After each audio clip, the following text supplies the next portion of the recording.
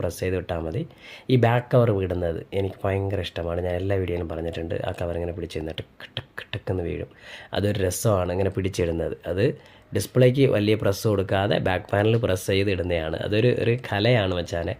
അതിങ്ങനെ നൈസിന് ഇങ്ങനെ ടക്ക് ടക്കാന്ന് ഇടും. അതുപോലെ ഡിസ്പ്ലേയിൽ പ്രസ് ചെയ്യാൻ നമ്മുടെ കൈ വിറയ്ക്കും. അപ്പോൾ നിങ്ങൾ ഇതുപോലെയാണ് പിടിച്ചിടുന്നതെങ്കിൽ കമൻറ്റ് ചെയ്യാൻ മറക്കല്ലേ. ഇതിൻ്റെ ഒരു സുഖം എങ്ങനെയാണെന്നുള്ളതും കമൻറ്റ് ചെയ്യാൻ മറക്കല്ലേ മച്ചാനെ. അപ്പോൾ സിം ട്രേയും കൂടി ഇട്ടിട്ട് നമുക്ക് ഓൺ ചെയ്ത് നോക്കാം.